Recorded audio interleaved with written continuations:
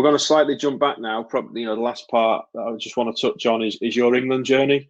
So, back when you were a young goalkeeper, you were straight into the England system at age 15.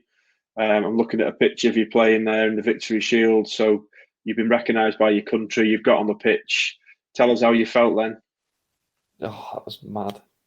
It's mad because obviously I was only I think 15, was it, Victory Shield? And yeah, I think this is the first time people from back home can watch me play on telly and that, and I've left home and people will be watching and supporting me, and it was fantastic really. I couldn't believe I was playing on telly, to be honest. Because you watch football on telly when you're a young kid and that, and it was actually my time to play, and I was like, wow, this is amazing. And I loved the debut. It was unbelievable. It was freezing cold in Port Talbot, but it was topped off with a clean sheet, so I'll take it all day long. Brilliant. So your England journey was slightly different to your other journey, and slightly different to some other people. So from under 16 to under 20, when you next played, was a bit more challenging. What was going through your head during that time? It was frustrating because every squad that got announced, I wanted to be in. And I always made standby. I was always on standby. And from what I'd done with England before I didn't end up getting picked was really good. I don't think I'd never lost a game with England, and I think I kept mostly clean sheets, and I thought I'm doing well here. And then the disappointment of all of a sudden just not even getting picked in the 3-man goalkeeper group, I was like, well, that's a shame, but there's not a lot you can do. And to be fair, a lot of the coaches at Man U used to say to me, it doesn't matter who's the goalie at 17, it matters who's the goalie in the long run. And at the time, I was like, no, I want to be now. I want to be the goalie now. Why aren't I the goalie now? And they were like, don't worry about it. It's like we'll help you get to be the goalie in the future. So don't worry. It's a process, and it's just always been like that. And that's what sort of kept me positive throughout, because I was devastated when I couldn't make the squads. I always wanted to be involved in the Euros, whatever it was, and unfortunately, I didn't get picked, and it's one of them things. Yeah. So that motivation that you had to kind of generate and make for yourself ultimately gets you back, or gets you into the England squads when you're a bit older. Yeah. Yeah. So, and controlling what you can do at the time is the only thing you can do, really. Yeah. Day by day, just improving on little things and trying to catch the eye of obviously the scouts. Yeah. So brilliant, a great example of it might not be today, might not be exactly where you want to be, but the things you can control today will get you actually where you want to be in the future. So great example of that. Now I'm just going to touch on so now you're back in with England. You've earned your place back in the squad, and that is what you did. You did earn your place back in, and then you went to the World Cup. Tell us about the experience over there. Yeah, it was great. No, I went over to South Korea, and we had arguably two good number ones at the time, 3 good number ones at the time, and me and Fed were battling for it like mad, and it was a great experience for both of us really, and we were really pushing each other, but we were great friends off the pitch, and just to win something like that in a country like that was phenomenal. To go all that way away from home and to actually achieve something was obviously outstanding for us. So that age group was really successful and they did really well. But no, it was a great experience. Obviously, could have been better, but it was still fantastic. And you hate not having the opportunity to play, and you want to be number one. But when you've had to play the role of like that supporting goalkeeper and trying to get yourself into the team, you've managed to do that like with real maturity, and you've been really measured around how you've gone about that. Tell us a bit about how you deal with that like disappointment and then put that kind of brave face on to get yourself in the team.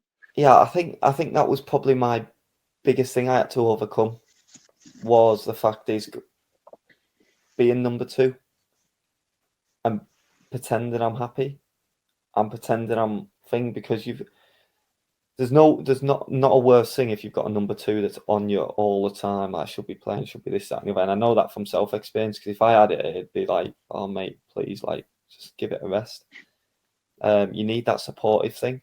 But in my younger days, I just didn't have it. I couldn't accept it. It just didn't even enter my mind to even want to go and be on a bench or this, that, and the other. But obviously, as you get older, you start to realise that it is a team's game. But when you're young, you're always thinking about how you can get there, and it is really, really, and I speak for this. It is really, really every man for themselves until they're there, and then it becomes a team game. And I still stand by that now. And I think that was the biggest thing I had to overcome, was obviously going to the World Cup 50-50. Am I going to play? Am I not? Staying out there for 6 weeks, not playing, and really supporting Fred. And I think he'll stand by and he'll say, listen, I didn't think he'd be that good, but he stuck by me.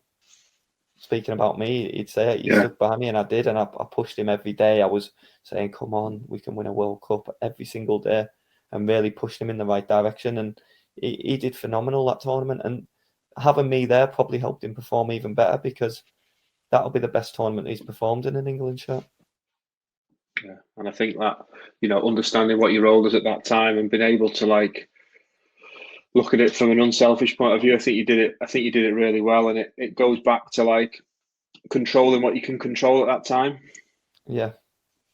So the next year, you're now an under-21 international selected for every squad. This is a 2-year cycle now. So you're playing for Shrewsbury. You're in the under-21s, but you're not getting a start. So tell us about that tell us what you did from year 1, where you weren't the starting goalkeeper, to year 2, when you maybe jumped 2 places to become the number 1 in the age group. It's hard to say, innit? I'll be honest and say, like, it would happen, but it wasn't a matter of if, it was when. And all I had to do is just keep going every single day, focusing on everything at club level, because you spend more time at your club, and at the end of the day, you only get picked for these internationals if you do really well at your club. So I was knowing that if I just keep doing what I'm doing, slowly, I'll soon rise. And I think I got the number 1 shirt when I went to Sheffield United. Is that right? Yeah, you made your debut in March, but then in September, that's when you started the season. Yeah. And I remember, and I was thinking he's got to play me because I'd done that well. But then I was thinking, I can't blame him if he doesn't, because Angus has done so well as well for when he's played for England. So we've won a lot of games and stuff. And I was thinking, well, if he leaves it as it is, he leaves it as it is. I can't really argue, but at least I'm putting the pressure on now. Yeah. So even in your own mind, you're thinking, I know I want to play. I think I'm number 1. All you can do is control what you can control every day. Yeah, 100%. Every single day. That's all you can do. Just keep doing what you're doing and focus on yourself, and hopefully it'll pan out the right way. A fascinating journey for someone who came in 15, really talented, then didn't get back in the squad, still under 20, to then ended up being the number 1. And having performing in that season was great. I think it was outstanding how you got to that position. Give us a little insight then into the 21s finals in the summer. Let myself down in my eyes, and it's disappointing to this day, because I just think to myself, like, there was no need to do it either. And I thought the first game was fantastic. Unfortunately, we had a sending off which didn't play in our favour. So how do you deal with them? How do you bounce back then? Because we've talked about like mistake management as like a youngster, like 9, 10, 11. Probably not touching it too much in the middle phase, and then on a really big stage, how do you deal with like a mistake at that level when all eyes are watching? What advice you giving us? Well, don't bother about it. Don't turn your phone on. if I'm being honest with you, you don't turn your phone on. You just think, well, there'll be plenty more where that come from along the way.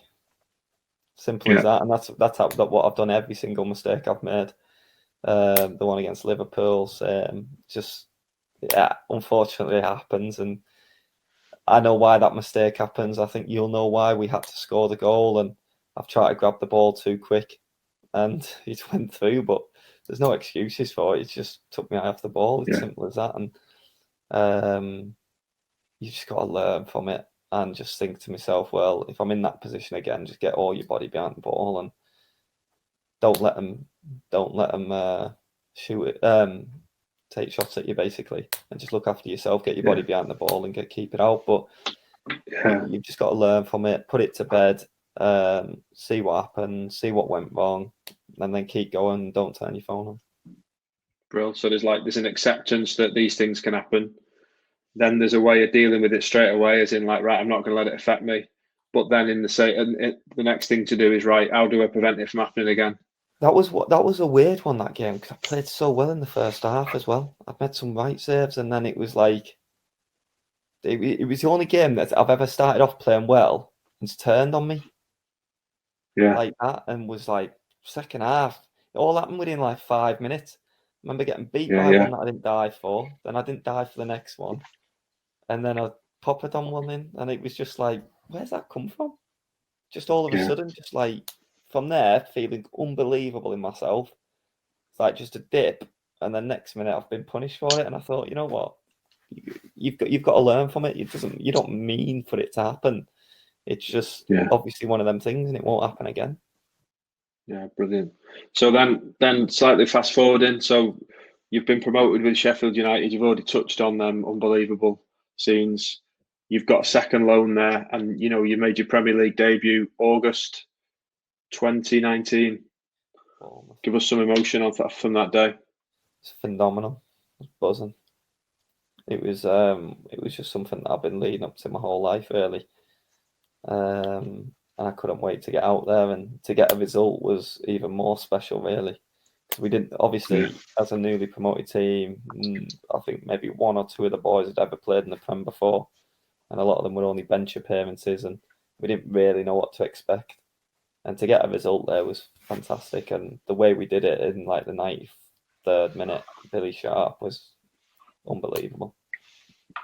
Bro, and then your performances. So you've established yourself in the Premier League. You've found your feet. You kick on and start showing people what you're about, and then obviously call up to the seniors come. What was that like? Unbelievable. That's what you work for, don't you? All your life, and to get that call. I remember being in the airport with my missus in Villamora.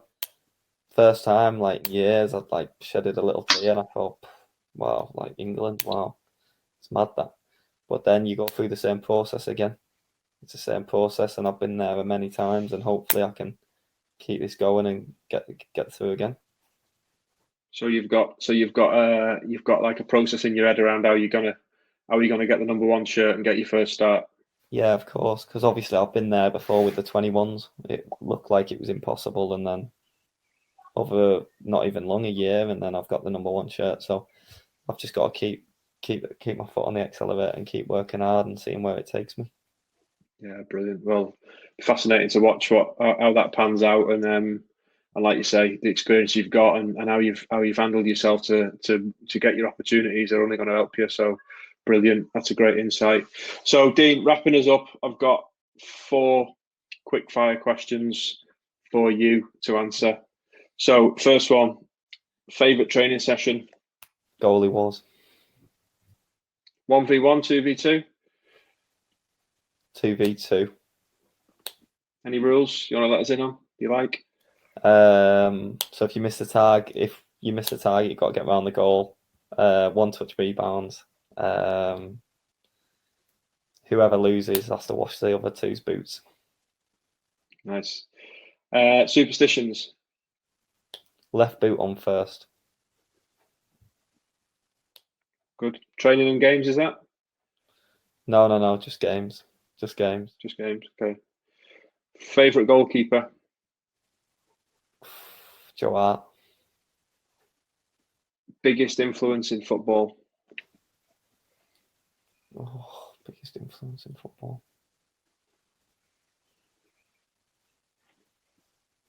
Ben Benson. Brilliant. Dean, absolute pleasure. Thanks for the insight, mate. It will have helped so many people. And there'll be loads of people tuning in who's took stuff off this. So thanks very much, and stay safe. Yeah, top man. Cheers. See you later. Bye, Dean. Bye. Bye.